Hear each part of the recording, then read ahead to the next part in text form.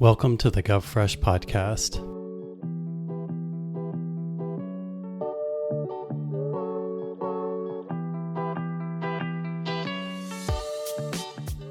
Whether it's cultural or political, sometimes government isn't amenable to working with civic hackers. But as they say, hackers gonna hack. And designers and developers will always find a way to leverage their skills and passion to help fix something they see as broken.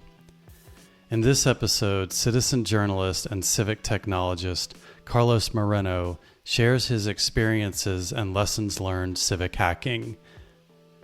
Carlos talks about the dynamics of hacking when government isn't civic hacker friendly and how nonprofit organizations can be a better outlet for technologists who want to help. Carlos shares how civic hackers in Tulsa, Oklahoma shifted their focus from government to supporting local organizations. He also offers advice for how both can find and work best with one another for the greater good.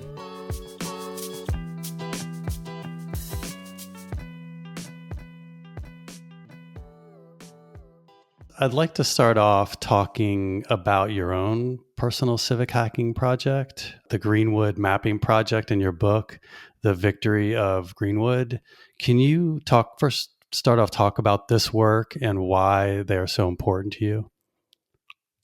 So early in my career, I went to work for the Oklahoma Eagle, which is the oldest and the largest Black newspaper in Oklahoma.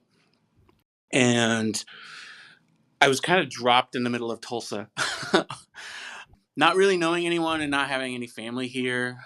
They really took me under their wing, and it was just super excellent to get to know the neighborhood, the community, obviously the editors and publishers of the newspaper, and then and really get into some really deep, meaningful, and important conversations about Greenwood and its history, including the 1921 race massacre, but even more importantly, what happened afterwards and the rebuilding of the neighborhood and just the amount of pride and the amount of accomplishments throughout the decades. And I kind of put all the research and learning that I had done, including a lot of the stories that were kind of passed down to me from those elders this was back in the early 2000s. And I kind of put all that together during 2019. I started as a series of newspaper articles. And then when the pandemic hit in 2020 and we were all locked away for 2 years, I really kind of worked on the book and doing more research and published The Victory of Greenwood in 2021 on the centennial of the race massacre. And then kind of through all the digging and research and historical documents and stuff like that, a friend of mine, Jessica Shelton, shared that she'd been going through the 1910 and 1920 census for Tulsa County and mapping that historic census data. And, having volunteered for Code for America for several years, I immediately saw the kind of potential that having this data mapped out and have it really through an online map kind of tell the story of the neighborhood was just super important. We did a little MVP of the online map in Mapbox using that digitized 1910 census data, and we did a little talk at the Code for America Summit in 2021 in October. And it was just really great. The reception's been really great. And right now I'm kind of in the phase where I'm kind of having conversations again with the neighborhood. A lot of the people that I had known are, sadly not with us anymore. But kind of talking to some of the elders in the neighborhood now and some of the members of the community who are really working, especially entrepreneurs, really building up Greenwood again and just kind of having new conversations about what does Greenwood need to look like going forward, and what can history tell us about that future for Greenwood? How can history educate us as well about kind of how to move forward? Thanks for sharing that. to me, it encapsulates a lot of the components of civic hacking, and also you individually. It's sort of an amalgam of historical research, storytelling and journalism, designing, and the the technological component of civic hacking. So it's pretty amazing to see that project in its entirety and where you are, even where you are now with the MVP. So um, you identify as a designer and journalist. Is that correct? I'm actually going through a bit of a career change. Okay. I have been a graphic designer for 25 years. My kind of first professional gig was at the Oklahoma Eagle all that time ago. And I'm really proud of what I've done in the graphic design world. And I am sort of hanging up Adobe Creative Cloud, if you will, Mm-hmm. Good and for moving you. on. So I will be as of the beginning of October. I am joining a software development company called 9B Mm-hmm. here in Tulsa. And 9B provides a lot of data analysis and software development for nonprofit organizations. Okay. And so I am kind of embarking on this new career as a project manager, but also as I would say, I don't know what to call this, a place-based data consultant. Yeah, I don't know what the Mm-hmm. words are, but data around place, data around community, and how does that data serve to build communities up and apply that same sort of kind of incremental improvement that we're all used to in the civic hacking world, and even in a lot of places in the design world. That sort of incremental improvement, that data data driven policies and decision making, and kind of how can we apply that to a neighborhood? How do we apply Mm-hmm. that to a community? Yeah. So, in the context of your new role, but also, I think once you're a designer, you're always a designer. Once you're a journalist or a storyteller, you're always a storyteller.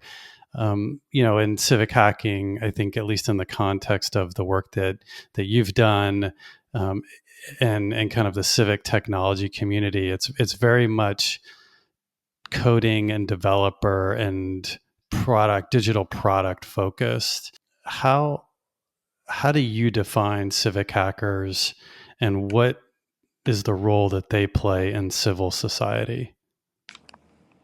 Yeah, it's funny because growing up in Silicon Valley, hacker had a very specific connotation to it. Mm-hmm. I can remember hanging out with Brenton Marr and Steve Mix and getting onto BBSs and downloading stuff, and Steve would be hacking into phones, and Brenton would be, working on how to, maybe log into some website that we weren't supposed to log into, or downloading some stuff that we weren't supposed to download. So it was all very sort of teenagers being teenagers, right? And to have kind of grown up with that aesthetic, a sort of, I mean, everybody loves the movie Hackers, right? As kind of Mm-hmm. a capturing that point in time in the '90s of that, and I think everybody still has that kind of mental picture of that film, and that association with the word, and that association with, sort of maybe political activism, or breaking down systems in order to make a statement. And I think Mm-hmm. that, when you fast forward, and you're not 16 anymore, you're 46. Yeah. um, the struggle for me is like, how do I remember that 16-year-old and still respect and honor him, but how do I move and operate in this grown-up world that we all have to live and operate in? So, Mm-hmm. when I think of civic hacking, I still think that it's very much the DIY and the grassroots, and taking the best parts of that and what it meant back then and what it Mm-hmm. still means, and learning how to move in spaces where those things aren't allowed. Learning how to move in spaces where you might be criticized for being unprofessional, Mm-hmm. um, but moving in spaces where you can prove that you can get things done cheaper, faster, more effectively by quote unquote hacking the system. Mm-hmm. I think a lot of systems, governmental systems, bureaucratic systems, hierarchical systems, are put into place to make people feel comfortable, Mm-hmm. and not necessarily put in place to get things done and to be effective, and especially not get things done for the people who need. We can have Mm-hmm. ivory tower conversations and pontificate about homelessness or poverty or the lack of broadband internet or the lack of any resources. And what are the things that can be done to break those siloed systems and encourage collaboration, encourage grassroots activity, encourage civic engagement? And I think the ways that you encourage civic engagement is you put that power back into the hands of the people and let them leverage it. Let them go after the things that they want to go after. Let them access the things that they want and need to access. Mm-hmm.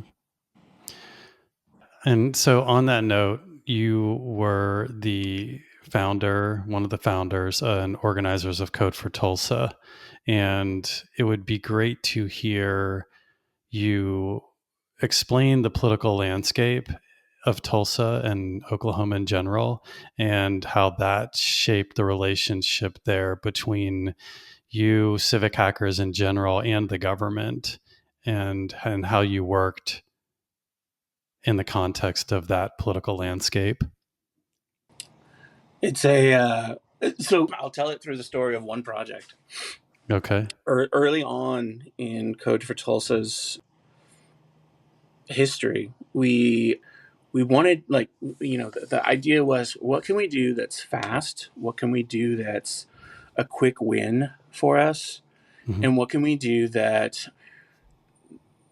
goes back to that sentiment, right? Of having people access information or having people access resources that wouldn't have been accessible to them.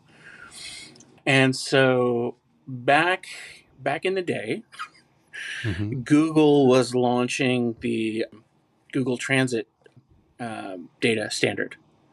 Mm-hmm. And I can't remember the acronym, but it's the data standard for transit data. So it's a standardization around routes and schedules using Mm-hmm. their mapping system.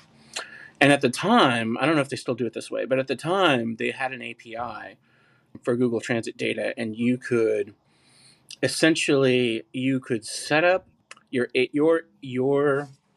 URL where the transit data was being stored, and you would Mm-hmm. tell Google the route and schedule data for Tulsa is at this URL, and come here and get it, and you can download it and integrates into Google Maps. So we asked and asked and asked and asked and begged and pleaded and tried to meet and tried to go to public meetings and town halls and all that type of stuff to get Google Transit data. And they just kept saying, no. So we contacted one of the IT people, and we're just like, dude, we're not trying to, break anything. We just want this data. Can you just like download it onto a CD and we can mess with it this weekend? And if we can't work with it, we won't work with it, and you won't ever hear from us again. So he did. He downloaded all the data onto a CD, onto a DVD. That weekend, over beer and a pizza, we were able to take the data and transform it into the format that was the Google Data Transit format, and we put it onto a URL. We went back to Tulsa Transit and we said, that thing that we wanted to do, we've done, and all you have to do as Tulsa Transit is approve this URL so that Google knows that where this data is coming from is legit, that it's Mm-hmm. not just coming from some random people, it's actually coming from the transit authority, right? And it took us 3 years for Mm. Tulsa Transit to make that approval. So what we finished in a weekend over a beer and a pizza, it took us 3 years to get that actually approved by the transit authority to become the official data stream for, transit mapping. So you go to Google Maps now, and instead of clicking, get to this place with your car, you can say get to this place on a bus. Mm-hmm. So that was that was our sort of introduction into collaboration with government, and after that experience, it did two things. The first thing it did was sort of open our eyes to, it didn't really matter whether we were being polite or impolite, Mm-hmm. or whether we were dressing up in a suit and going to the city hall, or we were trying to pound on a podium at a town hall meeting, that they weren't really interested in the kinds of things that we were interested in. Right. And the things that they were interested in, like KPIs for performance for such and such a department inside of City Hall, were not at all the things that we were interested in. Right. And so the first thing that we did was sort of, okay, government data, got it. Well, we're going to go and do our own thing. And the second thing that it helped us realize is that what the roles and responsibilities are in City Hall aren't necessarily the things that are going to help people in communities the most. Mm-hmm. And what we found was that Oklahoma being primarily Republican state, the region being primarily a Republican region, Texas, Oklahoma, Arkansas, Kansas, Missouri, the sort of middle of the country red state phenomenon, that the work that we were interested in, alleviating poverty, improving access to resources, reducing the jail population, helping people access their freedom, we really found that work was being done in the nonprofit sector. It was being done Mm-hmm. by nonprofit organizations. And so Mm-hmm. we kind of pivoted, and we were kind of the black sheep of the Code for America network there for a while. And in that, most of the groups under Code for America were working directly hand in hand with local or county government, and we were Mm-hmm. doing neither of those. We were working with local nonprofits, and I think we worked on some pretty awesome projects, and I'd like to think that we helped some folks. Yeah, I mean, it is interesting, because I think that, especially in the context of the brigades, right? It seemed like there were two potential dynamics. One was governments play nice with civic hackers, and to some degree, and and then the other one was they just didn't play nice with them at all. And I think that the narrative that, just looking on it from the outside, Code for America and the brigades really sort of tried to tell more of the former narrative. This is how we're working together. This is positive. And there was a lot of, sense that folks like you, or people who are in the dynamic that you were in, were, um, not cooperating or working in a way that wasn't productive, and not really understanding that there was this other dynamic. And I think there's a lot of reasons why, and that's probably a whole nother podcast, and why why that dynamic played out. But I think it is interesting in thinking about it from your perspective, in that if government doesn't want to work with civic hackers, and civic hackers are going to hack, hackers going to hack. And so what do they do? Where do they go? You're not going to stop them from doing it. They're just going to figure out a different place. And it's interesting, I think, probably in a lot of the areas that you talk about, nonprofits make up the differential in public services more so than in other places that are more progressive. And so it does make sense that civic hackers would if they were looking at the landscape and wanted to contribute, they would turn to the nonprofit sector and say, hey, how can I help? And I think that the challenge then becomes there's still the cultural dynamic between hackers and an institution that is not hacker oriented, whether it's government or nonprofits. So I guess in your context and working, you were a hacker, you were hackers, and you started working with nonprofits. If I'm a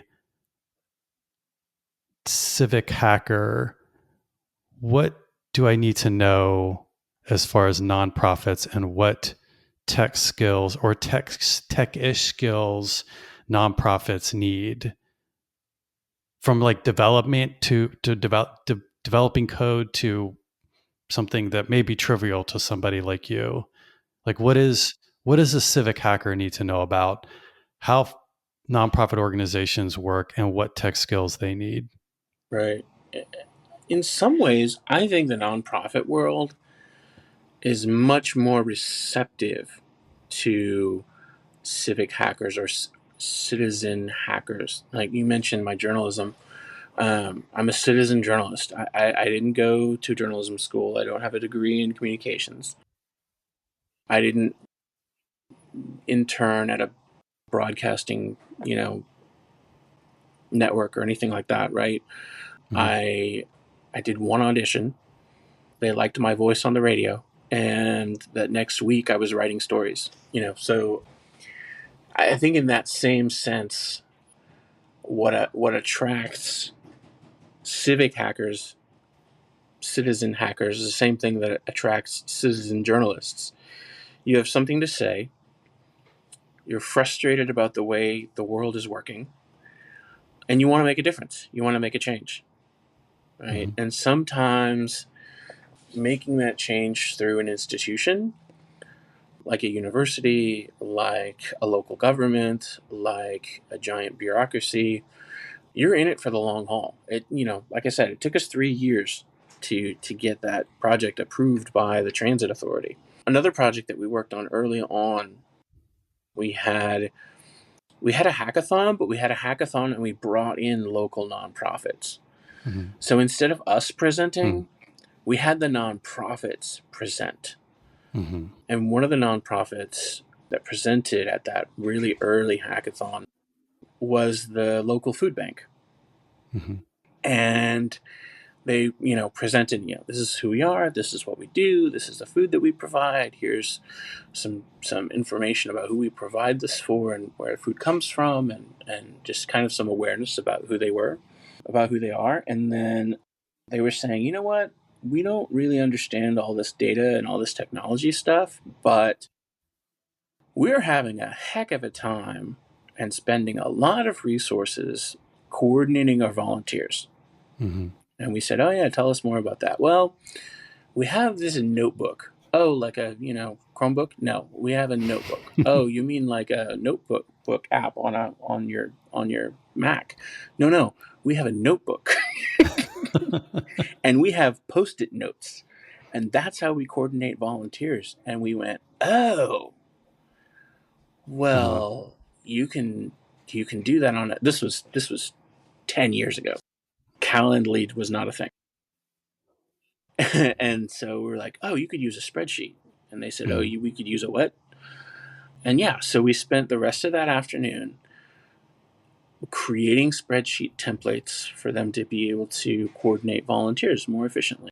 Mm-hmm. And they were like, oh, this is amazing. We can do this much faster now. Yeah. And I bet you that there's, much more amazing, wonderful technology that you could use as a volunteer coordination platform. But, it's that kind of thing. And I think that nonprofits, they're so strapped for cash, for Mm-hmm. resources. And every nonprofit will tell you that they wear, 10 hats.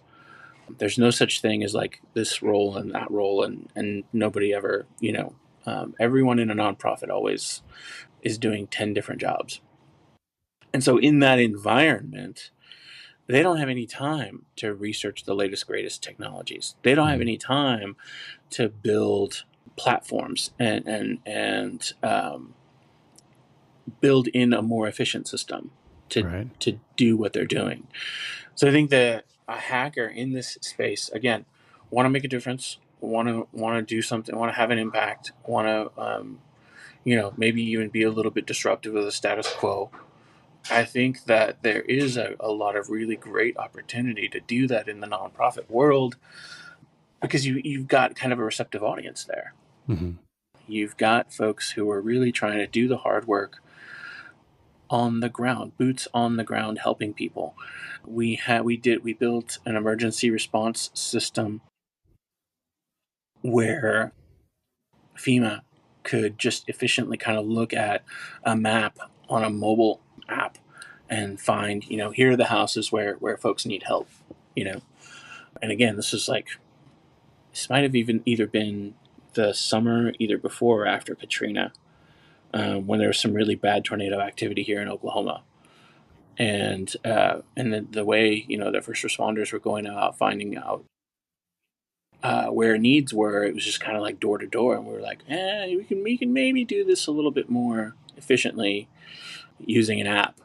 And it wasn't necessarily that the fire department approved of this or City Hall approved that or the county or FEMA or anybody. It was just like, but people who are boots on the ground doing the work, let's give them the tools that they need. We did a kind of a citizen science project where we hooked up these different meters to like an Arduino, and Mm-hmm. we were measuring water quality in Crow Creek, which is just this little creek that runs through a lot of different, like it runs through the University of Tulsa and one of the big museums here, Philbrook Museum. And so we were just kind of like dipping these things in the water and like, what is this water safe? What's in this water? We don't know. And it was this nonprofit called Save Our Streams, and they were kind of noticing what we were doing, and they're like, let's teach you a little bit more about water quality and the things that we measure. Okay, so we learned a lot from them, and we it was this kind of cool little collaboration where we could say, if you could raise some money, then wouldn't this be a cool little student project to measure water quality and the amount of pesticides, and the amount of fertilizers that are being kind of sprayed all over people's lawns that get dumped into this creek, and have the students talk about if this is what happens to the water Mm-hmm. quality when summer comes around and everybody's putting fertilizers and pesticides on their lawn. So yeah, it's just kind of that. What are the citizen driven things that are going on? Yeah, I think it's a testament, that anecdote about the nonprofit, the food bank, sharing their needs in a physical, in real life event.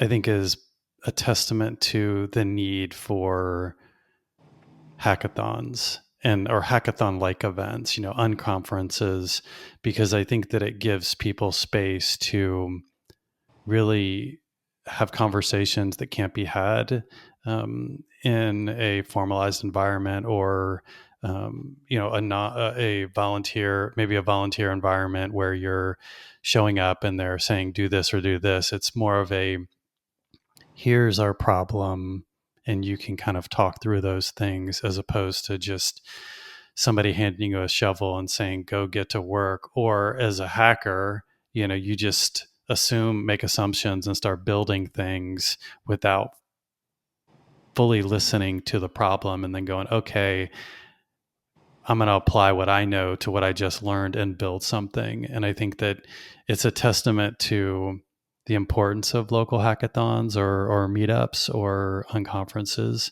to bridge that dialogue that really can help hackers and nonprofits understand each other and where they're coming from and how they can work together. So I think, you know, the importance of that in real life convening, it would be great.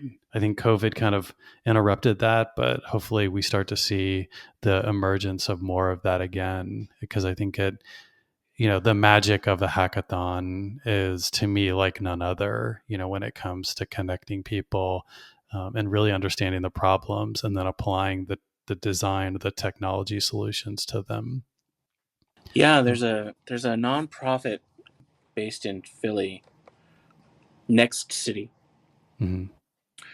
and whenever they have their annual conference, they'll go to a different city. My favorite one was in Montreal, Mm-hmm. but they'll go to a city. They'll pre-conference. They'll loop in the local government. They'll loop in local nonprofits. They'll loop in some local stakeholders, and then the whole conference is you get to the city, you learn about kind of what's going on, you learn about some needs, and you're sort of thinking and networking and communicating with all your other fellow urbanist, activist, place Mm-hmm. making, that kind of those kind of buzzwords. whole different glossary of buzzwords, right? In the urbanist kind of nerd crew. But yeah, and then at the end of the conference, you're presenting ideas that are going to have an impact in that place. And so I think that's a really awesome format. There was a Next City event that we put together in La Crosse, Wisconsin, and the whole thing was exactly that. It was like coming in, touring this little neighborhood of downtown La Crosse, talking with store owners, talking with teachers, talking with community leaders, and like what does this neighborhood need? What can we do in this place? What can we do in that abandoned building? What can we do in this empty parking lot? And then by the end of the weekend, we had this big giant street party Mm-hmm. and this presentation about here's what we heard from the community about what the community wants. Let's start putting the resources together that the neighbors have to make these things happen, and look how we can put together a community gathering, all sort of grassroots, with local music, local food, local, just ideas and entrepreneurship, and put it all together in a short amount of time and have it, and just kind of see right away how this is going to help folks. Mm-hmm. Yeah, I like I said. I mean, I hope that there's more of that. I think having a recurring schedule, a recurring date on the calendar for those things in communities, I think would be hugely beneficial. Monthly or every other month, something that kind of keeps that momentum going and that sense of engagement. Um, and and I think also giving hackers and nonprofits an understood place to where they can turn to connect with one another, as opposed to just sort of like being randomly out on the internet. So I think Yeah, that, I think that even something at the library yeah, would be super awesome, and right? that would be ideal, right? Yeah, yeah, So on the flip side, right, there, the nonprofits who aren't necessarily technically savvy, but they obviously need technology help. How, well, I guess the first thing is what would you say that nonprofits need to know about civic hackers? Hmm. That hackers are not scary people. But yeah, I think that, thinking back to the times where we have kind of invited folks into our space to speak or to present or to collaborate, it's really been kind of getting to know one another on a personal level. Mm-hmm. I invited a friend of mine, Jill Webb, who at the time was a public defender. Just kind of, I knew about her struggles, that she had this giant caseload as a public defender, and a little bit on a personal level, like what she was going through, and then you know inviting her in to talk about that, and I think that's an important piece of it too, is the invitation, the relationship building, the empathy, right? She came in to one of those first meetings and started talking about, I've got this giant caseload, I'm trying to help this person, this person, this person. A lot of these folks are people of color. A lot of these folks are innocent. A lot of these folks are trapped in this criminal justice system and they don't Mm. deserve to be. But this is what happens. And how can I, as a public defender, serve my clients better? How can I help them get to court? How can I help them understand the things that they need to do to get through this system that we all know is unfair, we all know is unjust, but they got to show up to court and they got to do A, B, and C, right? And so we were talking, and that's the other thing I think Mm-hmm. is both civic hackers and nonprofits kind of giving that enough room and enough space. You may not solve everything in one conversation, and in fact, probably not gonna. But over that series of Yeah. conversations and meetings, just kind of really getting to Mm-hmm. understand some of the issues, and then going, you know what? There's this thing called Twilio, and it can send text messages back and forth, and you can kind of set it up a little bit like a chat system, a little. If can that help you? Like, what if can we try to automate the process of sending people reminders about their court case? Because you get reminders about your dentist appointment and your nail appointment and you're having to take your cat to the vet. So why couldn't you get reminders about your court dates so that you can remember that's be prepared, read the documents, and kind of make sure you have a ride and all that kind of stuff. And she says, yeah, let's try it out. Let's see if it works. We created CourtBot off of a fork from a fellowship program in Atlanta, an early Code for America fellowship program in Atlanta that was kind of doing the same thing. And CourtBot has been through maybe 6 or 7 iterations between those early ideas and today. And today it's run on Lex and Lambda, and it That's can be amazing. built out to be this fully fleshed out chat system. And we kind of turned it over to the University of Tulsa School of Law, University of Tulsa School of Law. And the concept for it now is Mm-hmm. to, yes, be the sort of reminder system, but also kind of like, how can we help people walk through the steps that they need to take in their case? And now that we have kind of more sophisticated chat and AI tools, we can really build that out and make it a robust tool that kind of holds someone's hand through the process. And so I guess to answer your question, Yeah. having conversations, building relationships, knowing that civic hackers want the same thing. They want to disrupt the status quo. They want to do that in order to do good in the world. And I think those could be really great partnerships. And how do you recommend nonprofits connecting or recruiting civic hackers? Yeah, try to find a local Code for America brigade. Try to find a local coding school. Is there a local coding school or coding boot Mm-hmm. camp where students are coming out and they have got some tech skills under their belt at that point, but they're probably needing a project or two to add to their resume before they go out and get that junior developer job, right? And so it could be Mm-hmm. Yeah. that could be a really good or a local trade school like a VOTech. Here it's Tulsa Tech, a local community college that has an IT program or some programming classes. Yeah, just kind of find where programmers have got the skills, but they may need a project or two on their resume to really enter in the job market. You know,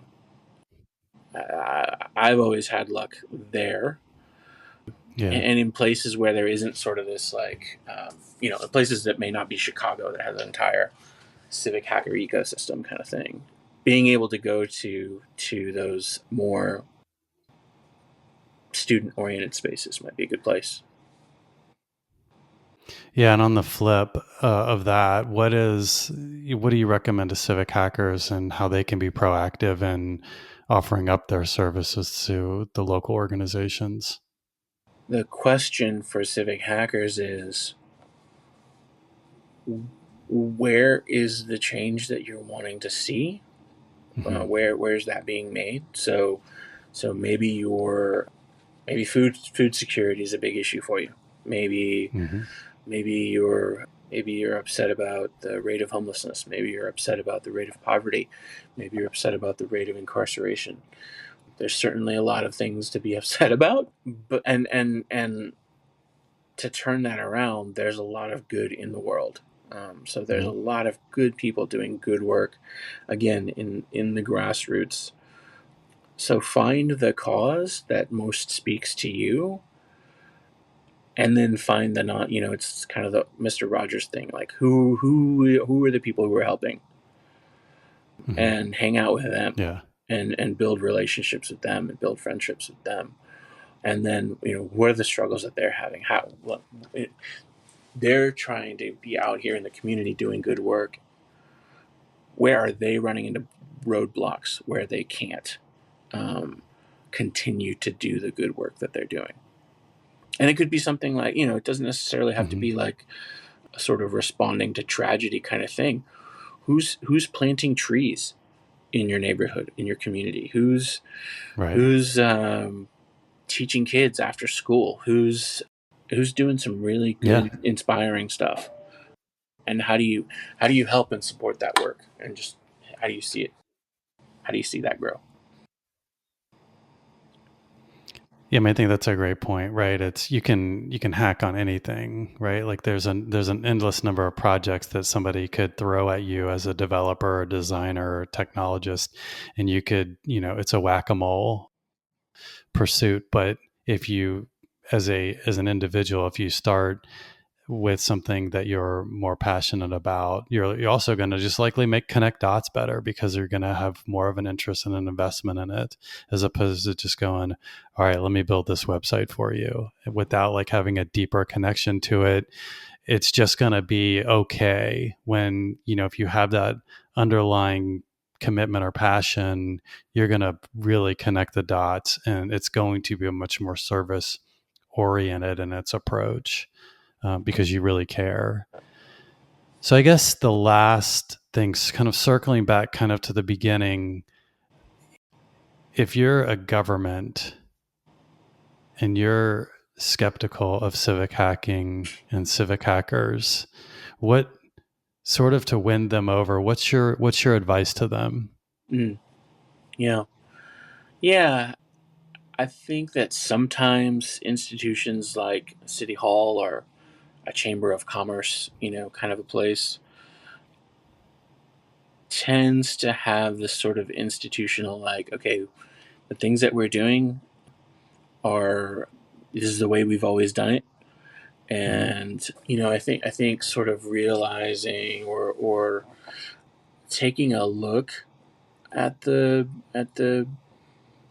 kind of processes and procedures that are in place. Where are the things that could use some more grassroots kind of creativity and energy?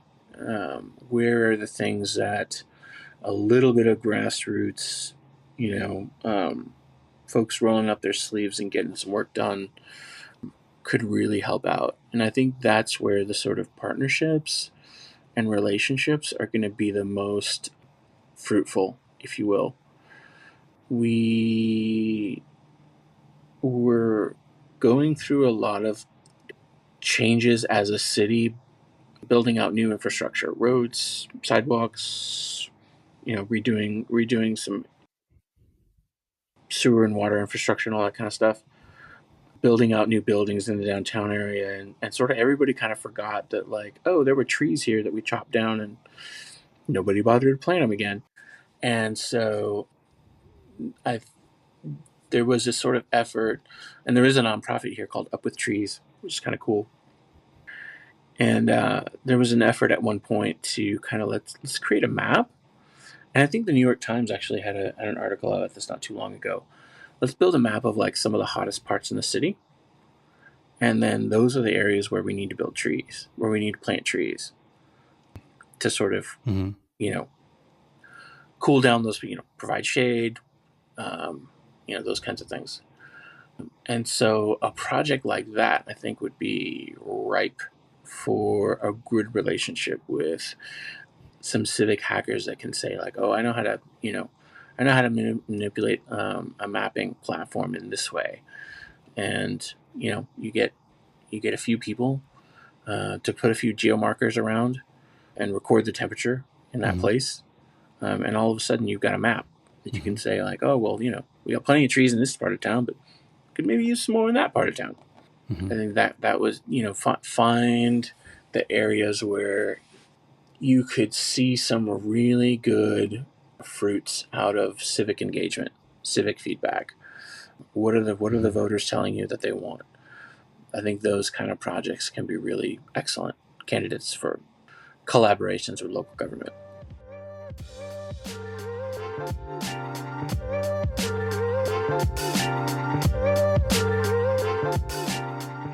Thank you for listening to this episode of the GovFresh Podcast. Visit the GovFresh Podcast online at podcast.govfresh.com.